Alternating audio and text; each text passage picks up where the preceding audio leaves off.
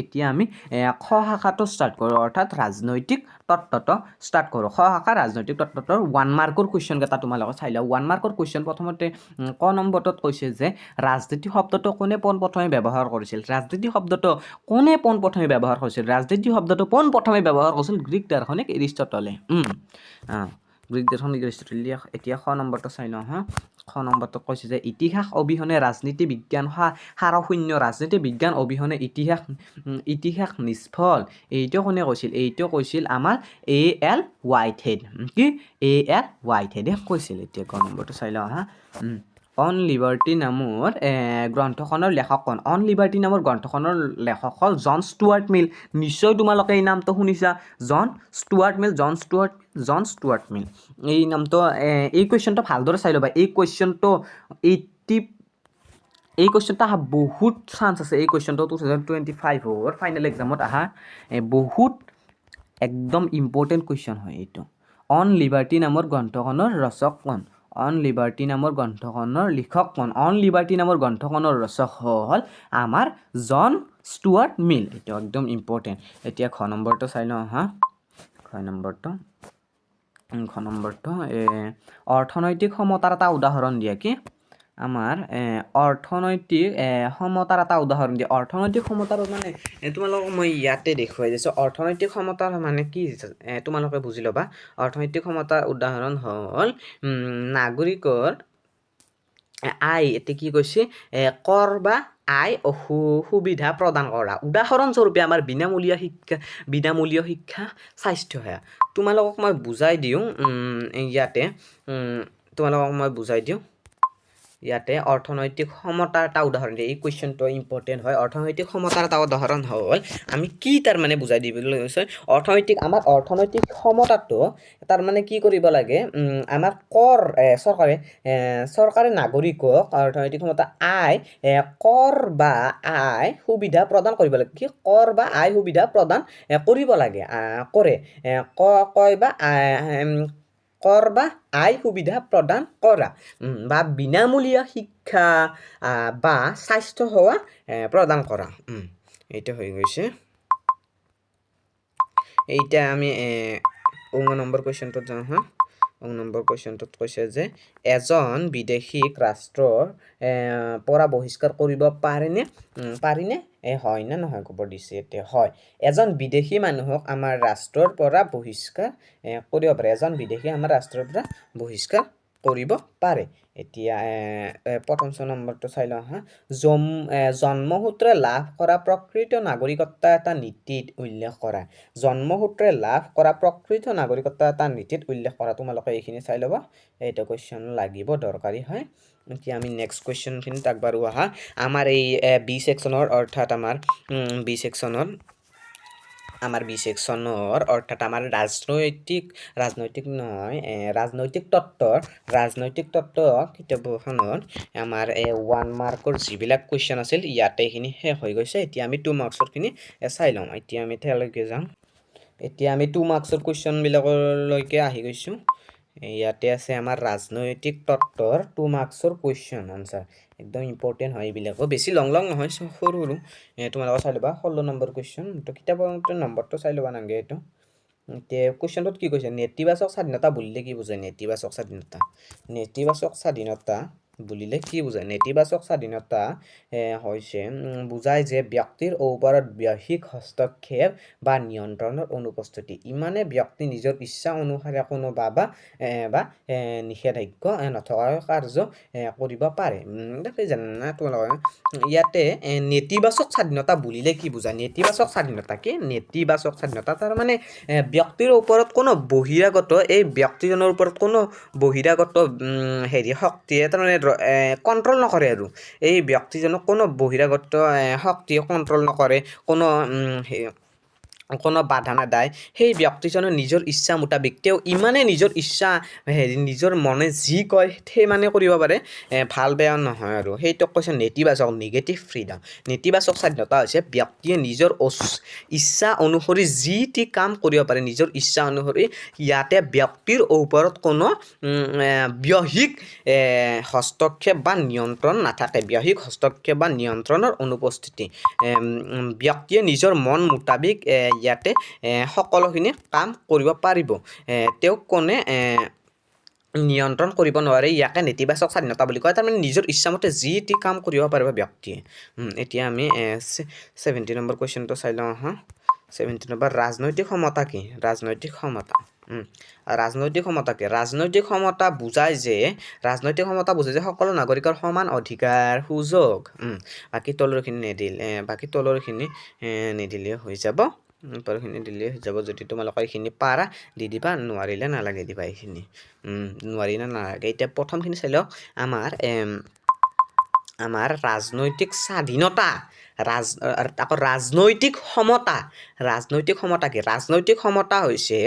কি ৰাজনৈতিক ক্ষমতা বুজায় যে সকলো নাগৰিকক সমান অধিকাৰ সুযোগ সুবিধা দিয়া ধনী দুখীয়াৰ ফালে নাচায় সকলো নাগৰিকক সমান সুযোগ সুবিধা প্ৰদান কৰা ইয়াকে ৰাজনৈতিক ক্ষমতা বোলে এক্সামত যেতিয়া আহি যায় ৰাজনৈতিক ক্ষমতা কি ৰাজনৈতিক ক্ষমতা হৈছে সকলো নাগৰিকক সমান সুযোগ সুবিধা প্ৰদান কৰা এইটো হৈছে ৰাজনৈতিক ক্ষমতা এতিয়া আমি 18 নম্বৰ কুৱেশ্যনটো সামাজিক ন্যায় আৰু অৰ্থনৈতিক ন্যায়ৰ মাজত দুটা পাৰ্থক্য লিখা উত্তৰ সামাজিক ন্যায় ই বুজায় সমাজৰ সকলো লোকৰ সদস্যৰ মাজৰ সমতা ভ্ৰাতৃত্ব আৰু সামাজিক সম্প্ৰীতি স্থাপন উদাহৰণস্বৰূপে জাতি বা লিংগৰ ভিত্তিত বৈষম্য দূৰ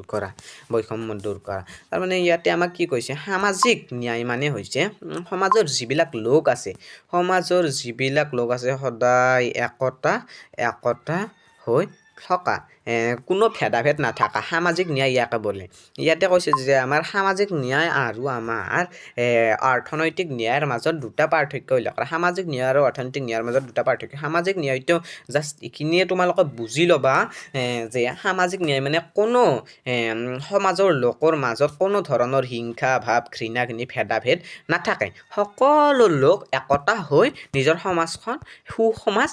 কৰে ইয়াকে আমাৰ সামাজিক ন্যায় বুলি কোৱা হয় এইখিনি তোমালোকে পঢ়ি ল'বা আৰু অৰ্থনৈতিক ন্যায় মানে কি অৰ্থনৈতিক ন্যায় মানে কোনো ধনী দুখীয়াৰ মাজত কোনো ভেদাভেদ নথকা আৰু বৈষম্য দূৰ কৰা ই বুজায় সমাজৰ সকলো লোকৰ মাজত আৰ্থিক সম্পদ সমবন্টন দুখীয়া আৰু ধনীৰ মাজত অৰ্থনৈতিক বৈষম্য দূৰ কৰা তাৰমানে কি ধনী দুখীয়া বুলি যি এটা বৈষম্য আছে সেই ধনী দুখীয়া বৈষম্যটো দূৰ কৰা এইটোৱে হৈছে আমাৰ অৰ্থনৈতিক ন্যায় আমাৰ সামাজিক ন্যায়টো হ'ল আমাৰ সমাজৰ সকলো লোকৰ একতা থকা কোনো ধৰণৰ ভেদাভেদ হিংসা ঘৃণা ভাৱ নথকা এইখিনি হৈছে সামাজিক ন্যায় অৰ্থনৈতিক ন্যায়টো হৈছে আমাৰ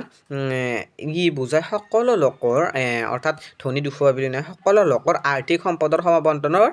দুখীয়া আৰু ধনীৰ মাজত অৰ্থনৈতিক বৈষম্য দূৰ কৰে তাৰমানে সকলো ধনী দুখীয়াক একে চকুৰে চোৱা এইটো হৈছে আমাৰ 18 নম্বৰ কুৱেশ্যনটো সামাজিক ন্যায় আৰু অৰ্থনৈতিক ন্যায়ৰ মাজত পাৰ্থক্য এতিয়া আমি 19 নম্বৰ কুৱেশ্যনটোলৈ যাওঁ হা এতিয়া 19 নম্বৰ কুৱেশ্যনটোত কৈছে যে অধিকাৰৰ যিকোনো দুটা বৈশিষ্ট্য আমাৰ অধিকাৰৰ লক্ষণ অৰ্থাৎ বৈশিষ্ট্য অধিকাৰৰ যিকোনো দুটা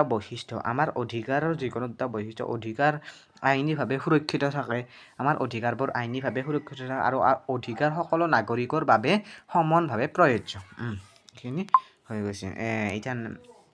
20 নম্বৰ কুৱেশ্যনটো তোমালোকে চাই লোৱা ভাৰতবৰ্ষত ধৰ্ম নিৰপেক্ষতাবাদ সবল কৰাৰ বাবে দুটা উপায় উল্লেখ কৰা আমাৰ ভাৰতবৰ্ষত ধৰ্ম নিৰপেক্ষতাবাদ সবল কৰাৰ বাবে দুটা উপায় উল্লেখ কৰা আমাৰ ভাৰতবৰ্ষৰ ধৰ্ম নিৰপেক্ষতা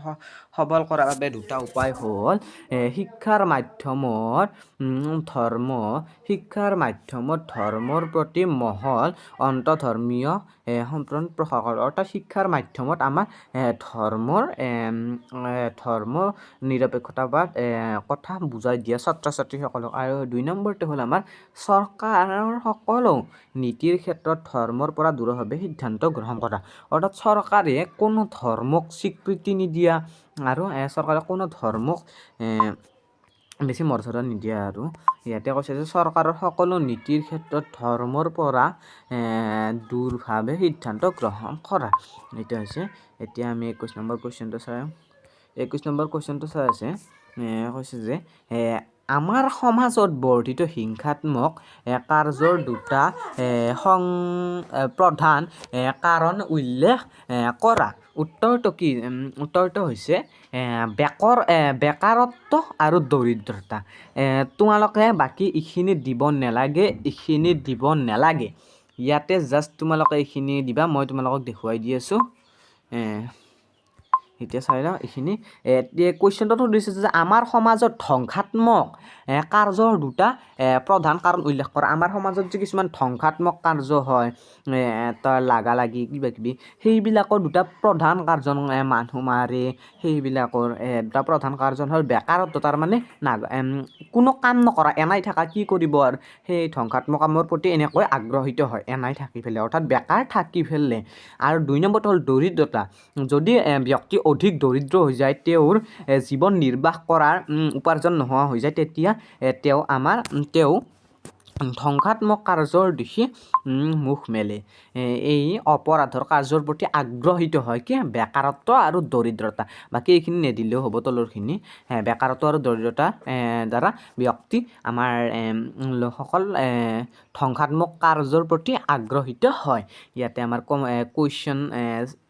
2016 কুৱেশ্যন পেপাৰখন কমপ্লিট হৈ গৈছে। তাৰে ইম্পৰ্টেণ্ট কুৱেশ্যন আনচাৰকেইটা বাছি আনি তোমালোকক দেখুৱাই দিলোঁ। 2016 কুৱেশ্যন পেপাৰখন কমপ্লিট হৈ গৈছে। এতিয়া নেক্সট ভিডিঅ'ত তোমালোকক 2017 কুৱেশ্যন পেপাৰ লৈ আহিম। বহুত ইম্পৰ্টেণ্ট কুৱেশ্যন আছে ইয়াতেও। 2015 পৰা 2023 লৈকে সকলোখিনি ইম্পৰ্টেণ্ট কুৱেশ্যন আনচাৰ কাভাৰ কৰিম। খালি তোমালোকৰ ভিডিঅ'বিলাক ভালদৰে চাবা, স্কিপ নকৰাকৈ, আৰু কুৱেশ্যন আনচাৰখিনি নোট কৰি ল'বা, হয়তো স্ক্ৰীনশ্বট লৈ পেলাই তোমালোকে এইখিনি লিখিব পৰা। তো দিয়া, আজিৰ কাৰণে এইখিনিয়ে আছিল। ভিডিঅ'টো ভাল লাগিছে লাইক কৰিব নাপাহৰিব। তো বাই ফ্ৰেণ্ডছ।